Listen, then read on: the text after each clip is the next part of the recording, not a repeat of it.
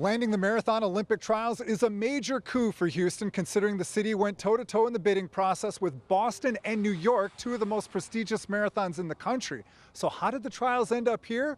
How else do you do things in Texas? You go big. It's the race against the clock as workers scramble to put the final touches to the finish line area, marking the end of a long road for race organizers.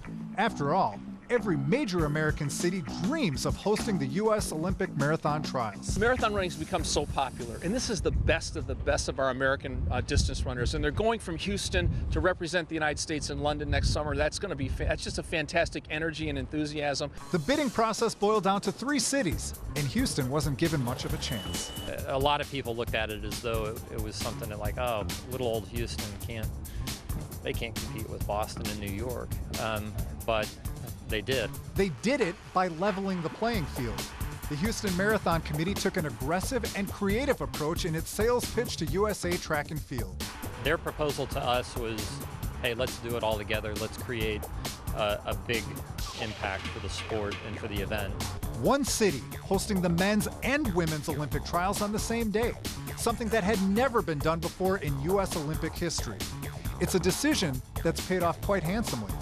The Harris County Houston Sports Authority spent nearly $2 million putting the proposal together, a figure that is dwarfed by the financial return. Over $52 million. That was the numbers last year when we just did the half marathon nationals, and so we expect the number to increase 30 to 50% from that. All of the visitors that come to our great city and deposit their money.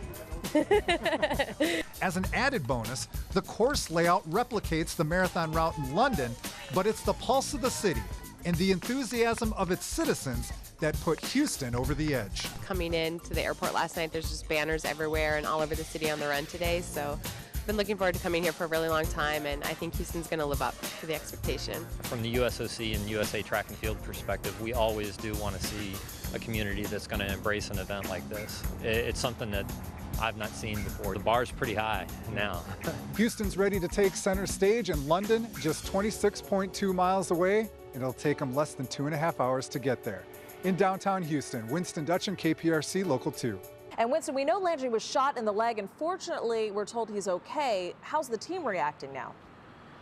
Well, they're acknowledging that it's probably the best case scenario out of a bad situation. Carl Landry suffered a flesh wound and will be fine, although he will miss 1 to 3 weeks as he recovers from his injury. Wins and losses, that doesn't matter. What matters is health, family, and friends, and you're reminded of that when you have an episode like this. Certainly a real eye-opener. Police do not believe that Landry was targeted, just a random act of violence. Chances are the assailants didn't know who Carl Landry was or that he played for the Rockets. Live from Toyota Center, I'm Winston Dutchin, KPRC Local 2. You can imagine that there are a lot of San Antonio folks in the house. They're coming in, and just be forewarned, Clutch is on the job, so no Spurs fan is safe. These are all voice activated, so all you have to do is come up to the station, get loaded, and yell, "Pull!" And then you're ready to roll, as long as it doesn't hit you in the face when you do it. The quarterback has to take the ball and really sell it as if he's handing it off, and the running back needs to sell it that he has the ball. All it takes is that split second of indecision by the defense, and they're in trouble. Brittany's YouTube dunk montage has received more than 500,000 hits, but there are some doubters out there who think that the rims here are only 9 feet tall. But I'm here to tell you that the rims at Nimitz High School are exactly 10 feet tall, so if you're not a believer by now, then you'll never be. Winston, you were in the courtroom. Today's hearing didn't last long. No, Jerome, the whole thing lasted less than 15 minutes. Clements entered the building 4 hours early to avoid the bevy of media. In the courtroom, he said just 4 words, "Not guilty, Your Honor." Clements appeared stoic and calm. So what's next? They set a date to set a trial date. Jury selection isn't until April, but if convicted, Clements faces up to a $1.5 million fine and up to 30 years in prison. From Washington, Winston Dutchin, KPRC Local 2. So there will be 28,000 runners on the streets, not to mention 200,000 people lining the streets of Houston all along the route to catch a glimpse of them and to support them. Now, chances are you know somebody that's in the field. I know you do, because one of the people that is running this race is Clutch, the Rockets mascot. Now, the man inside the costume is running this race. He's a devoted father, a devoted son, and, you know, as Clutch the Bear, he's got to be silly sometimes. But when it comes time to training for the marathon, he is all business. Everyone in Houston knows Clutch the Bear, the Rockets mascot who entertains fans at Toyota Center. Few, however, recognize Robert Beaudoin outside his costume, including his friends, now that he's lost 75 pounds training for his first marathon. I started training for this back in April, where I just kind of looked in the mirror and said, I got to get healthy. I have twin boys. I want to be around for a long time. Like everyone else, Robert writes down his goals, only he does it on his skin. He calls it a life tattoo. And the one that's been left unchecked for 8 years now is marathon.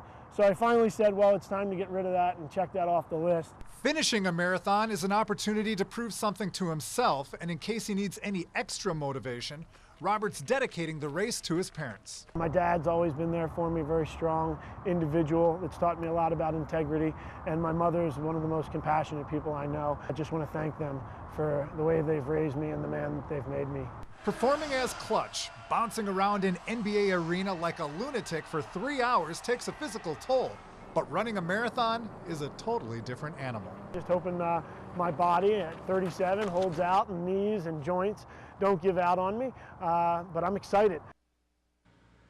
I know for any Rockets fans that are out there right now, they're going, hey, didn't the Rockets play at home last night and the night before? Yes, they did. They had back-to-backs, and the man, the myth, the legend, Robert Beaudoin joins us right now. How are you feeling after the back-to-backs? I got to tell you, I just ran over from Toyota Center, and I'm out of breath, Winston. I got about 3 hours sleep last night, but I'm ready to go. I'm excited. You might get in the point, too, and if you're looking for him out here, turn around. That's how you can find him right there, the Clutch runner. Get out there and support him and feel good. Proud of you, buddy. Thanks, good luck. Man. Appreciate I'll be waiting for you at the finish line. We'll see you guys on the course. See you in Houston. You got it. All right. Get out there and support him and the 28,000 other runners. We are live in downtown. Courtney, let's send it back to you. In 2007, a 2.5-year-old Calder Hodge watched the Tomball All-Star team nearly punch its ticket to the Little League World Series. He dreamed of one day playing baseball like his heroes, and now Calder's dream is a reality. You've got to learn to walk before you can run. Hit it like you're a warrior. Hit it! Good hit, buddy. Go. Something 6-year-old Calder Hodge knows all too well. Born with deformities in his legs and feet, doctors amputated Calder's legs above the knee when he was a toddler. But that couldn't stop him from playing baseball, the sport he loves the most. As a parent, I was very nervous that he was not going to be the normal kid, and he is, and he does so many things that every kid does, but every one of those accomplishments is an amazing thing. Calder's on his 3rd set of legs, although sometimes he prefers to play without them. They almost make me run faster, and I still have to work on the jumping. There you go, run, bud. Get it going. Right now he's in T-ball, but Calder can't wait to debut every pitch in his repertoire. I have a speedy ball, I have a fireball, I have a loop-de-loop ball, I have a round-and-round ball, and the flame ball. It's so good that they don't even see the ball, they see the flame. So it always strikes them out. There are those who see Calder's legs for the first time and think because of his disability, he'll never be an average baseball player. Where those people are right, he's much better than that. I would love to have him on my team. I think any team would be lucky to have him just because, I mean, he makes all the other kids want to try harder too. All right, you guys ready? There's basically no stopping him. He's just constantly on the go. That is just our dream, is that he is just completely accepted and everybody just looks at him as he's a good baseball player. And so, you know, we're really working with him to be the best player that he can be. As luck would have it, Calder plays for the Astros and wears number 9, just like his favorite player, Hunter Pence. Playing baseball brings him so much joy, Calder's physical disadvantage isn't even a glint in his mind. I'm lucky. Calder can't believe his good fortune, and neither can anyone else. He's learned to walk, and now that he's running, he may never stop. Winston, I thought you'd be all alone out there, right? Oh, are you kidding me? At this hour, I got all my best friends that are here with me. It is wonderful. It is a sea of red. People were lining up here at 4 o'clock. They're going to swing open the gates in just a second where everyone's going to try and get as close to the stage as they possibly can. Sleep? Who needs sleep? Where's my guy Ryan? He's back here. Tell me about your day. How did it start for you? We've been up since 7:30 Friday morning. We've been here since 1:45 this morning. We're not going to sleep. We're staying up until game time. We're bringing it home. BCS, here we come! And that's the beautiful thing. The Cougars are 11th in the BCS. Last night, Oklahoma State lost, which means U of H is moving up a little bit more. I would also like to point out that everyone loves to get on the bandwagon of a winner. Look at that. That's a Texas A&M ring right there. And he's repping the Cougs. I love it. These are my kind of people. Live from U of H, I'm Winston Dutchin. We'll check back with you in a little bit. Winston, can you hear me? I'm going to keep staying with you. I know that you spoke to the guys from ESPN, and I know they're excited. This is a big honor for U of H to be selected last home game of the season. Oh, absolutely. Only a handful of schools get this honor all year long. Normally it goes to places like Oregon, Wisconsin, Alabama, LSU. Here they are at U of H for the first time ever, and fans here are hoping it's not going to be the last. Live from College Station, I'm Winston Dutchin, KPRC Local 2. Live from Discovery Green, I'm Winston Dutchin, KPRC Local 2. From Reliance Stadium, Winston Dutchin, KPRC Local 2. From Washington, Winston Dutchin, KPRC Local 2.